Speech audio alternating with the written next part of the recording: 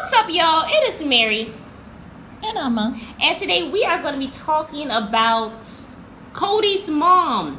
What is she thinking about this whole incident with Kody and Janelle and the disintegration of the family? I thought about that because Mike Kelty was saying that Janelle is very close to Grandma Cheryl. She loves how close Janelle is to Grandma Cheryl. And I was just thinking, I was like, I wonder what she thinks about this whole thing. Right. I am sure she knew what her husband thought about Kody being irresponsible. Right. She probably also thought that Kody was irresponsible because remember in the book he was saying that his mom had kind of warned him about, not hopping from girl to girl and falling in and out of love so quickly. Right?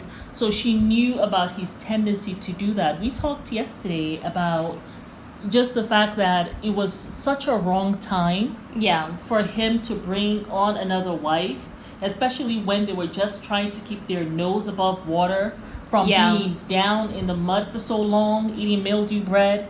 Like finally, we're not eating mildew bread, but we're struggling month to month. And here you are bringing someone and putting her in a whole different household. Yeah. Where we got to pay rent, utility, pay for food for her. Yeah. Like, this is too much. I know. And this is before the show started to become successful. Right. So they had not come into money yet and all this stuff. Yeah.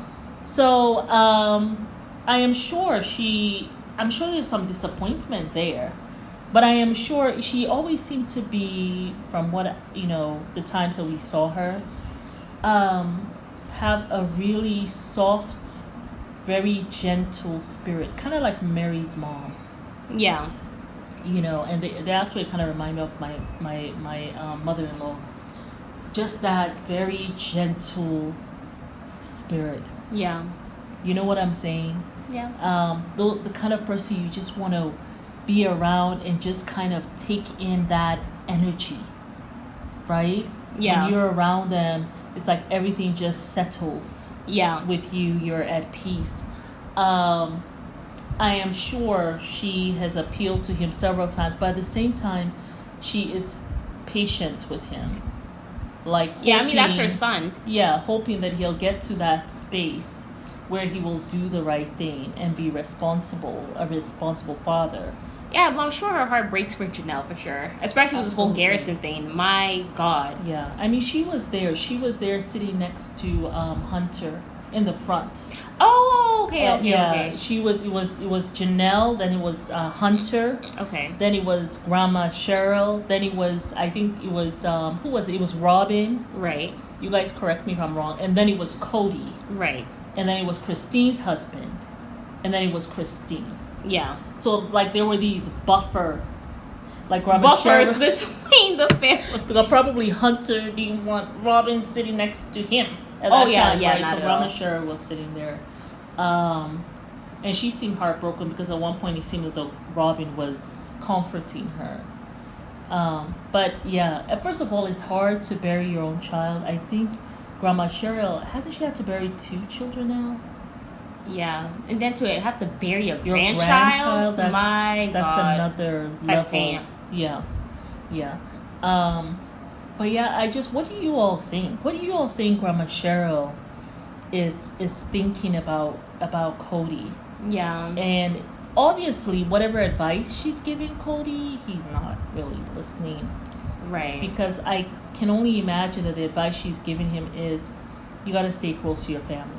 Yeah. You got to make it right with your kids. Yeah. You may not be with your wives, and that's okay, but your kids are yours, you know?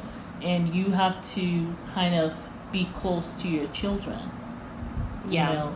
Like Kody, I mean, he did say he has daddy issues, but we also saw that he had a relationship with his dad. He was able to come to his father's home. His father never told him, don't come to my home. Even though probably the father did not agree. He told Kody not to have, get into this lifestyle. Because he didn't think that Kody was responsible. Right? Yeah. But not because Kody did not follow his suggestion. He didn't kick Kody out of the house and say, you can't come here until, you make it right. Like Kody did to his son. So he still kept that door open. So I'm sure his mom is letting him know. Follow that example. Yeah. No matter what you did, whether you followed our rules or whatever we said or not, we always kept that door open for you. You could always come home. You could always bring your kids here each summer. And feel comfortable. And be comfortable. Like, regardless, And the fact that he did not do that, so I'm sure that's the advice that she is giving him. And probably just putting, women like that, they put a lot of things in prayer. For sure. They'll give advice, but they don't beat it over the head. Yeah. But they will give advice, and that's where I'm trying to get to in my life. I think you're good at it, though. To be able to just give advice and let it go, and just put it in prayer after that. I think you're good at it now, though. I'm getting better. But I certainly when I was younger, you used to beat over our heads. Yes. You used to definitely beat over our heads. And even as you guys got older, so I am getting better, and I see myself. You're much better. Saying it and then letting go. I know, but you still keep a little watchful eye. You'll still be peeking behind the door. Yeah, I am stunned. I'm stunned in myself. Like, I could have kind of twisted my son's arm to come with me here to Tanzania, and for me to let that go and just be like, something, he's on his path, and I'm going to let him be on his path. Let him find his way. That was a big thing for me. I was very shocked because I'm like, now I'm here by myself. And then you with your little motorcycle rides and whatever. There's almost every single day I ride a motorcycle in Tanzania, and I love it. I have no shame in saying that. I actually really enjoy the wind in my hair. I enjoy seeing the cows and seeing I love it. You love the cows. It's so fun. Anyway, that's another video. But no, just think about someone who came from America and was going off about the cows that are across her place there or whatever. And she thought it was ghetto or something. I said, he's so ghetto. And I look out the window and I have to see these cows cross over there. Make no sense.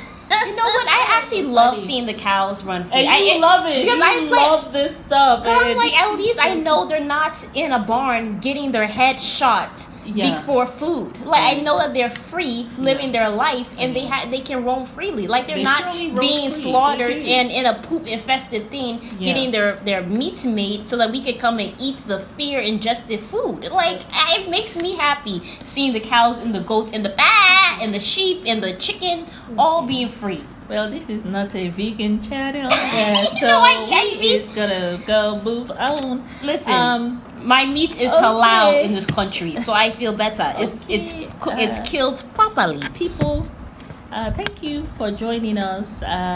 We will talk to you later. Fine, bye.